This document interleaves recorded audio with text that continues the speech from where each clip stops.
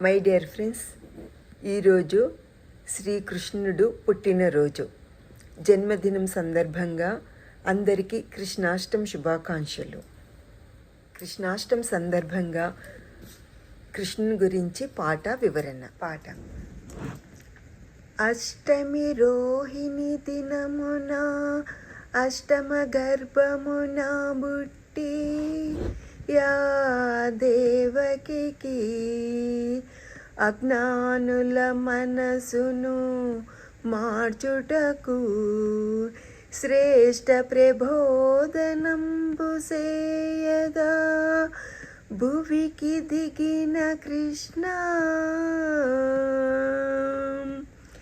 కృష్ణ శ్రీకృష్ణ జై జై కృష్ణ శ్రీకృష్ణ కృష్ణ శ్రీకృష్ణ జై జై శ్రీకృష్ణ. అష్టమి రోజున పుట్టాడంట శ్రీకృష్ణుడు, కష్టము సుఖమును ఒకటిగా చూసే భగవంతుడు. చీకటి రాత్రిన పుట్టాడంట శ్రీకృష్ణుడు, జగతికి జ్ఞానపు వెలుగును పంచిన సాకారుడు.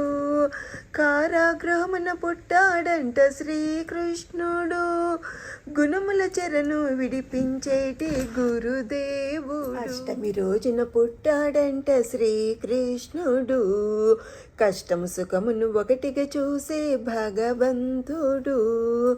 తను ఎవరో ఏంటో యాదున్నోడు గనుకే యాదవుడైనాడు, తను యాదవుడైనాడు.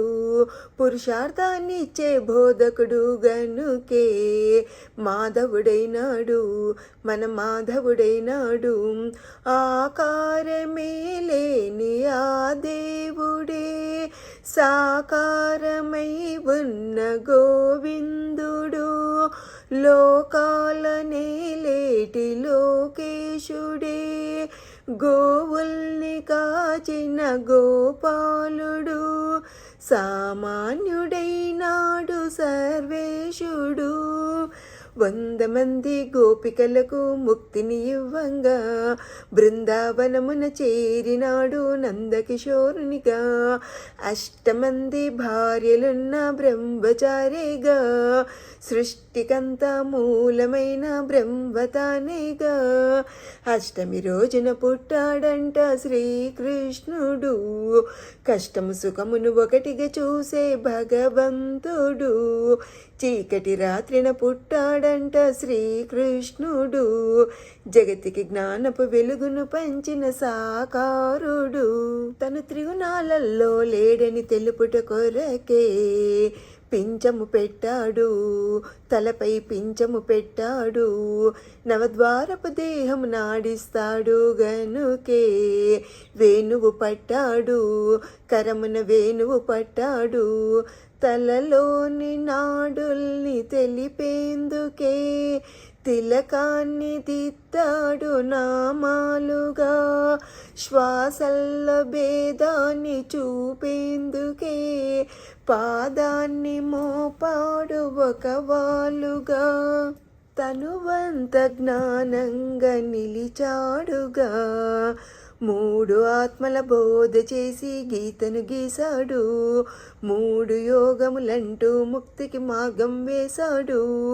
అజ్ఞానాన్ని తీసివేసే గీతా బోధన చేశాడు.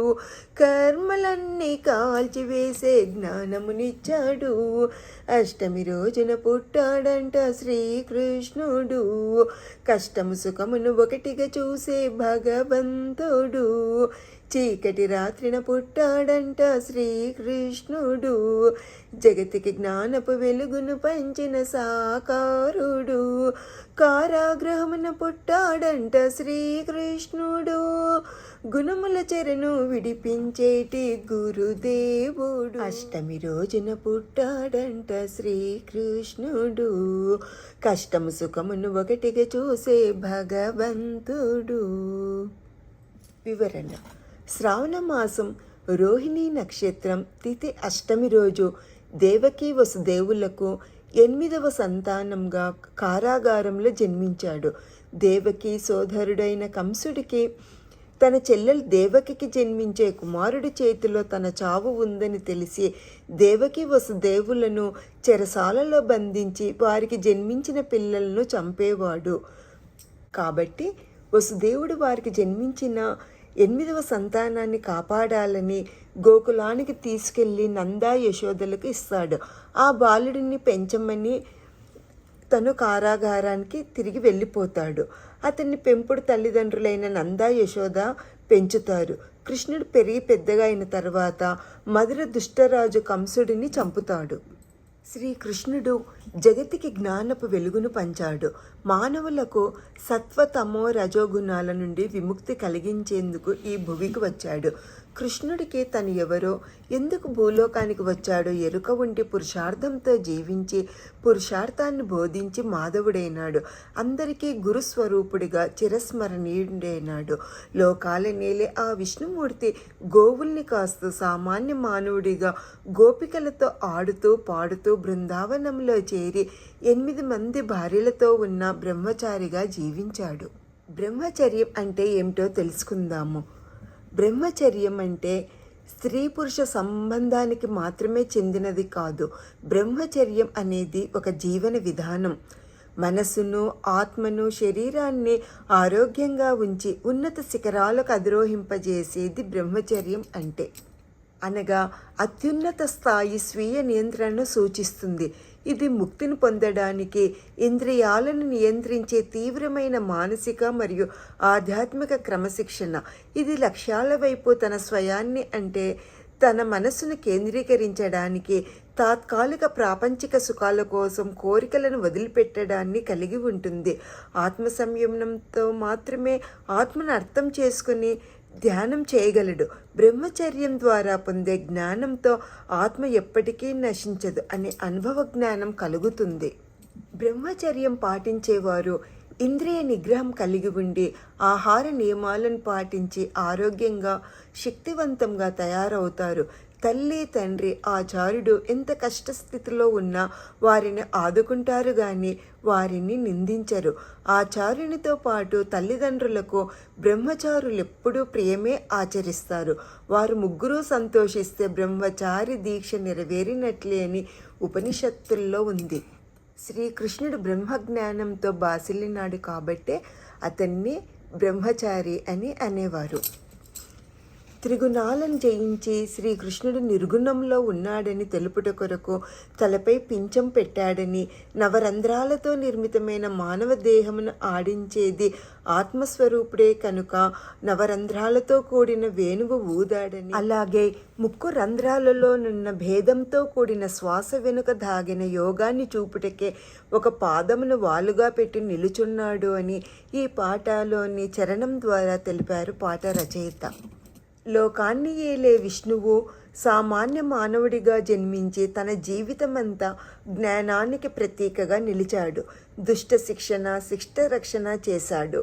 మహాభారతంలో పాండుపుత్రులకు ధర్మబోధ చేస్తూ వారి ద్వారా ధర్మాన్ని నిలబెట్టేందుకు కృషి చేశాడు.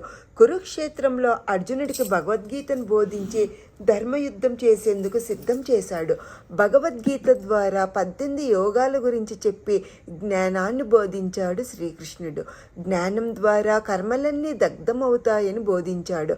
భగవద్గీత అప్పుడు ఇప్పుడు ఎప్పటికైనా అందరికీ జీవిత శాస్త్రమును అంటే మానవుడు ఎలా జీవించాలో బోధిస్తుంది. ఆ పరమాత్మ మానవుల కొరకు దివి నుండి భువికి దిగి వచ్చి జన్మ తీసుకొని జీవించి బోధించిన భగవద్గీత అందరికీ స్ఫూర్తిని పెంచే గీత. భగవద్గీత ద్వారా శ్రీకృష్ణ బోధనను, కృష్ణుడి జీవితాన్ని గుర్తు చేసుకునేందుకు కృష్ణాష్టమి వేడుక పండుగ జరుపుకుంటున్నాము. ఎన్ని వేల సంవత్సరాలైన భగవద్గీత అందరికీ ఆచరణయోగ్యమైనది. అందుకే శ్రీకృష్ణుడు ఈ లోకానికి మాధవుడైనాడు. శ్రీకృష్ణ పరమాత్మకు, ధ్యాన గురువు పత్రిజీ దంపతులకు, పాట రచయిత గురువు ప్రబోధానందకు నా ఆత్మపూర్వక ప్రణామాలు. అందరికీ కృతజ్ఞత.